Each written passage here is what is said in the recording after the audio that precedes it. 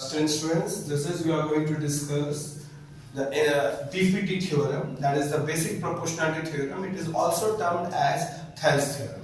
This theorem is very important according to your exam point of view. CBSE का अगर आप exam दोगे तो बेसिक प्रोपोर्शनलिटी थ्योरम डेफिनेटली आना है और उसके बेस में क्वेश्चन आता है, तो इसको समझते काफी इंपॉर्टेंट है, ट्राई करो समझने के लिए। और अगर आपको कुछ डाउट होता है तो प्लीज कमेंट करना and I will try to clear it.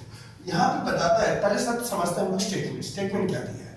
If a line is drawn parallel, if a line is drawn parallel to one side, तो हम लोग लेते हैं DE हमारा लाइन है जो कि पैरेलल है BC को।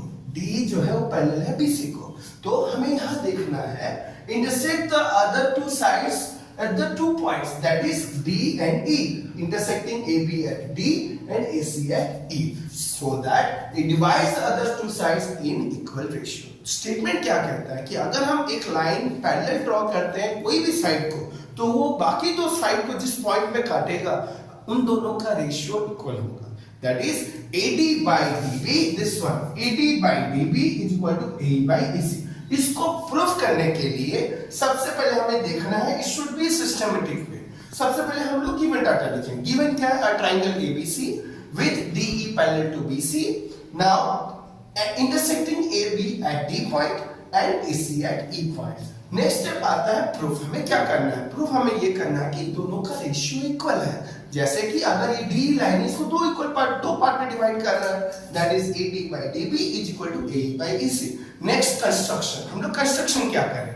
कंस्ट्रक्शन यहाँ क्या करना है ना, AB जो लाइन है उस पे हमें एक परपेंडिकुलर ड्रॉ करना है, दैट इज EF, और AC जो लाइन है उस पे हमें परपेंडिकुलर ड्रॉ करना है, वो है DG। सो यहाँ पे आपको कंस्ट्रक्शन में क्या करना है ना, join EF, join DG, join DC and join B। आगे प्रूफ कैसे करना मैं आपको नेक्स्ट वीडियो में बताऊंगा। Thank you. Like my dear students, तो हम लोग थे कि प्रूफ कैसे करेंगे कि हम लोग जब एक लाइन पैरेलल होगा थर्ड साइड को, तो वो दो पार्ट जो इंटरसेक्ट कर रहा है पॉइंट D और पॉइंट E में, उन दोनों को इक्वल रेशियो में काट रहा है। AD by DB is A by AC। तो यहाँ ध्यान दो, यहाँ पे हम लोग को पहले जैसे हम लोग ने ऑलरेडी ड्रॉ किया है, परपेंडिकुलर AB का पूरा परपेंडिकुलर EF है और AC साइड का पूरा परपेंडिकुलर आपका क्या है, DG। So EF is perpendicular to AB and EF is the height of triangle ADE। ADE कौन सा ट्रायंगल है? ADE, दिस ट्रायंगल के लिए, and DBE, this one DB, मतलब इस बेस पे, इस पे कौन सा ट्रायंगल है? DBE and ADE। Is that clear? अब आगे चलते हैं।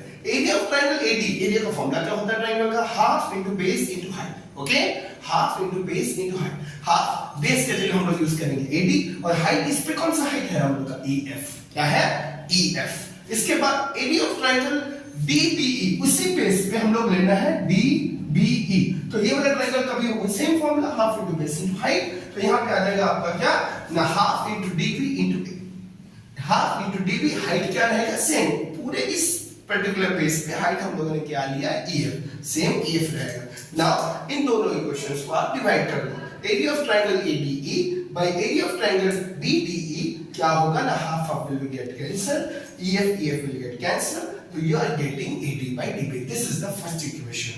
Now similarly we can get the ratio of triangle ADA and this triangle, that is DE and C। What is the perpendicular on this side? We have done DG now, but we know that the area of triangle ADE by area of triangle DEC, similarly we can write half into AE is the base into DG, that is the height, half into EC into DG is the area of triangle for the lower triangle। Now when you divide DG will get cancelled, half will get cancelled, what you are getting? AE by EC। Now we have found out the area. Somehow we are approaching towards our theorem proved, but we have not proved yet। Now you can remember one theorem earlier we have done. Triangles on the same base between the same parallel lines are equal in area।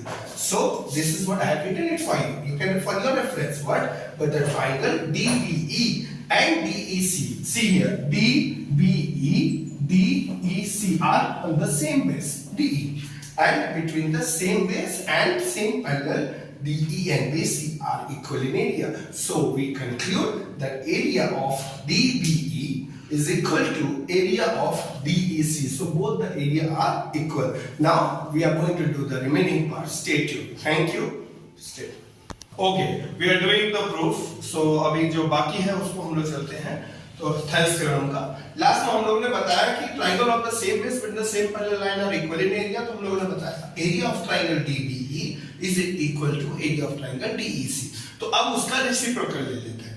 अगर reciprocal लेंगे तो क्या हो जाएगा, 1 by area of triangle DBE is equal to 1 by area of triangle DAC, because ये तो area तो कभी जीरो होगा नहीं, इसलिए हम लोग रेसिप्रोकल ले सकते हैं। Here I have written taking reciprocal. Next step में क्या करोगे आप, ऊपर में आप दोनों तरफ area of triangle ADE multiply कर दो।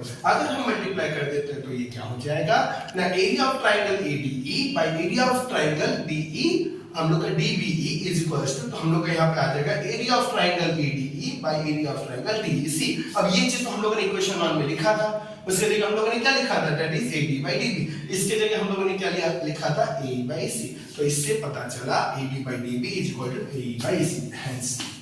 hence proved। So this is your BPT, that is basic proportionality theorem, जिसको थेल्स थ्योरम बोलते हैं। इसको अच्छे से प्रैक्टिस करना। किसी भी स्टेप में अगर कुछ डाउट होता है प्लीज शेयर, और आप अपना कमेंट्स में जरूर अपना डाउट लिखना। If you like the video please like and subscribe. Thank you, see you again, love maths.